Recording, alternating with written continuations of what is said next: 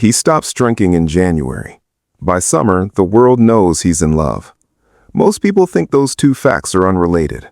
They're wrong. Tom Holland doesn't announce his sobriety like a scandal survivor or a cautionary tale. He mentions it casually, almost cheerfully, in a podcast interview months later. No rock-bottom story, no intervention, no public meltdown that forced his hand. Just a quiet decision made alone, in the space between who he was expected to be and who he was becoming in private. And here's the part almost no one connected at the time. The person he was becoming wasn't just sober.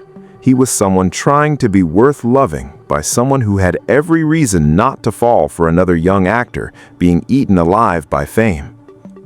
This is not a story about a man who got sober and then found love. This is about a man who realized that the version of himself fame had created, charming, tireless, always on, was incompatible with the kind of intimacy he wanted.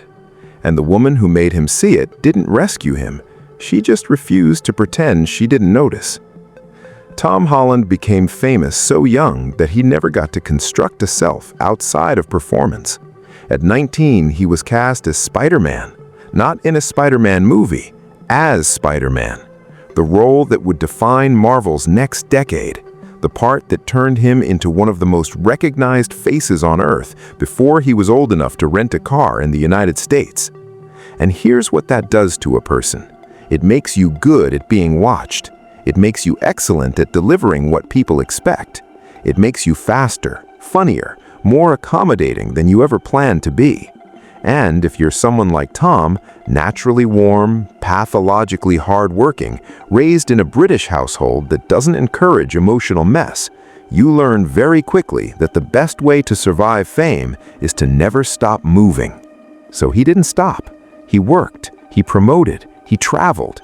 He showed up to every interview with the same bouncing energy, the same self-deprecating charm, the same willingness to do a backflip on a late-night set if it kept the audience happy. He became very, very good at being Tom Holland movie star. So good that it's easy to miss the fact that Tom Holland movie star was a performance too. And like most performances designed to please everyone, it required fuel. The drinking starts the way it starts for most people in their early 20s, socially, casually, a beer after work, a night out with the stunt team, nothing that looks like a problem from the outside. But Tom isn't most people in their early 20s. His work is global. His face is on billboards in 50 countries. His schedule is punishing. And the thing about alcohol when you're that famous, that young, that successful, is that it doesn't announce itself as a problem. It announces itself as a solution. It softens the edges of the performance. It makes the endless press tours feel less like labor. It turns downtime into actual rest instead of just more hours spent managing your own image. And for a while it works. Tom keeps working, keeps delivering, keeps being exactly who everyone needs him to be. But there's someone watching who isn't buying it. Zendaya meets Tom on the set of Spider-Man: Homecoming in 2016. She's 20, he's 19. They're both famous, but in different ways. Zendaya has been working since she was a child. She's been a Disney star, a singer, a fashion icon, a red carpet strategist. She's seen what fame does to people who don't protect themselves. She's built a public persona that is warm, funny, and impenetrable. She does not let people in easily. And Tom, at first, is exactly what he appears to be, a sweet, hard-working kid who can't quite believe his luck. They become friends, real friends, the kind of friendship that develops when two people are doing the same impossible job and can speak a shared language no one else around them understands. But Zendaya is also watching, and what she sees is someone who is always performing, always on, always ready to be what the room needs. And she recognizes it because she's done it too.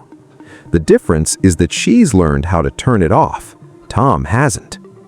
By the time they start filming Spider-Man: Far From Home in 2018, something is shifting. The tabloids speculate. The fans notice the way they look at each other. But what's happening isn't a movie set romance. It's something slower, something that requires Tom to be a person, not a product. And that's where the problem starts to show.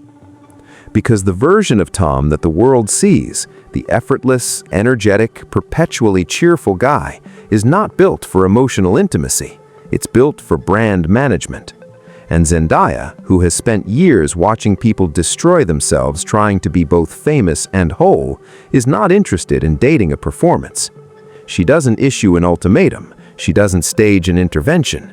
She just refuses to pretend she doesn't notice the gap between who he is in public and who he is when he thinks no one is watching.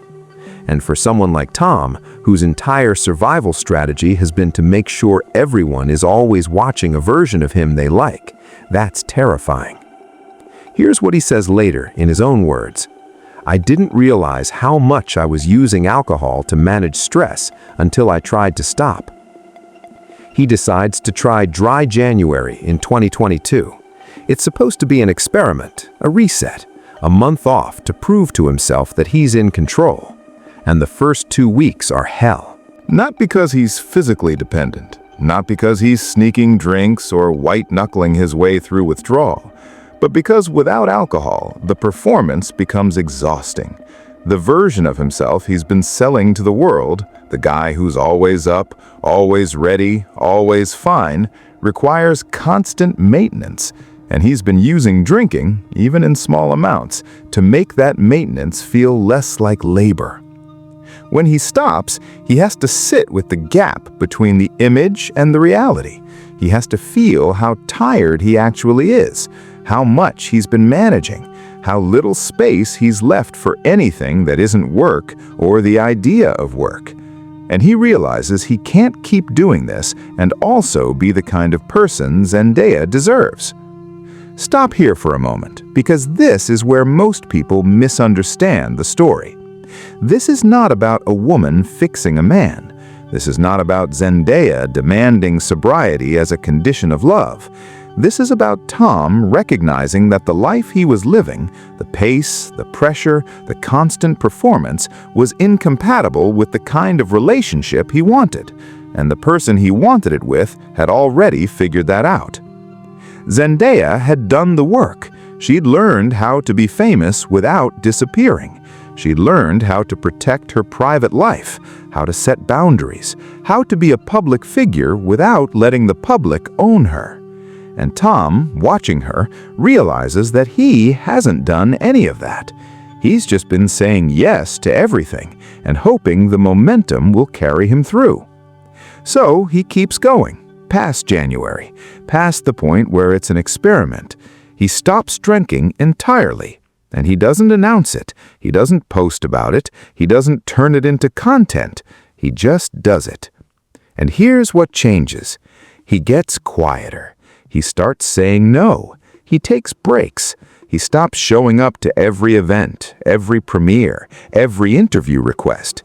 He starts protecting his time, his energy, his private life. And the relationship that had been slowly building in the margins of 2 massive careers finally becomes real. By the summer of 2022, Tom and Zendaya are public, not in a grand announcement, not in a carefully coordinated Instagram reveal, just in the way they stop hiding. They're photographed together, they attend events, they stop pretending they're just friends. And the world, which has been speculating for years, finally gets confirmation. But what the world doesn't see is the private architecture that had to be built for that relationship to exist. The boundaries Tom had to learn to set, the version of himself he had to stop performing, the thing he had to give up, not for Zendaya, but for the possibility of being someone she could actually know. In interviews after he goes public with his sobriety, Tom is careful. He doesn't dramatize it. He doesn't frame it as a battle.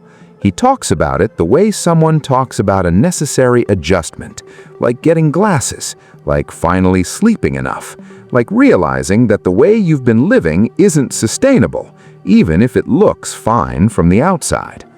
But here's the line that matters, the one he offers in a podcast months later. I didn't want to be the person I was becoming. Not the person he was, the person he was becoming. because that's the real trap of early fame.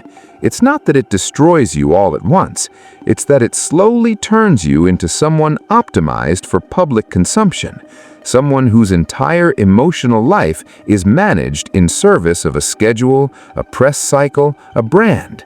And if you're lucky, you realize it before you lose the ability to be anything else. Tom realized it, and the thing that made him realize it wasn't hitting bottom. It was wanting something he couldn't have as long as he kept performing. Zendaya didn't save him, but she was the person he wanted to stop performing for, and that made all the difference. Here's what most people miss about this story. It's not about sobriety as moral victory, it's about sobriety as self-recovery. Tom wasn't drinking destructively, he wasn't making headlines, he wasn't crashing cars or missing work. He was drinking the way millions of people drink, to smooth the edges, to manage stress, to make an unsustainable life feel a little more bearable. And he stopped because he realized that making an unsustainable life bearable wasn't the same as building a life worth living. The decision to get sober and the decision to love Zendaya aren't two separate stories. They're the same story. Both required him to stop being the person fame wanted him to be and start being the person he actually was. Both required him to give up control of his image. Both required him to let someone see him when he wasn't performing. And that's the thing about real intimacy. It doesn't reward the performance, it punishes it, because you can't be known if you're always managing how you're seen. Tom chose to be known, and it cost him the version of himself that had made him famous. By 2023, Tom Holland is in a different place. He's still one of the biggest stars in the world. He's still Spider-Man, but he's also someone who has learned to disappear. He takes months off, he skips premieres, he talks openly about protecting his mental health. He sets boundaries that would have been unthinkable for the 20-year-old who said yes to everything. And he's in a relationship that the tabloids can't crack, because both he and Zendaya have learned how to be public figures without offering their private lives as content. They show up together, they support each other, but they don't perform the relationship. They just live it. And that, more than anything, is the proof that the work Tom did wasn't just about alcohol. It was about reclaiming the right to have a life that wasn't for sale. In the end, this story isn't about a young actor who got sober and got the girl. It's about a young man who realized that the price of being loved for who you are is giving up the applause for who you pretend to be.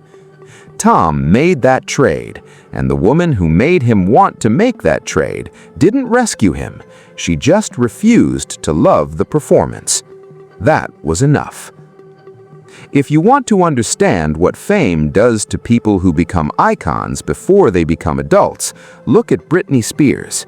If you want to see what happens when two child stars try to build something real in the glare of the spotlight, that's a story worth telling too.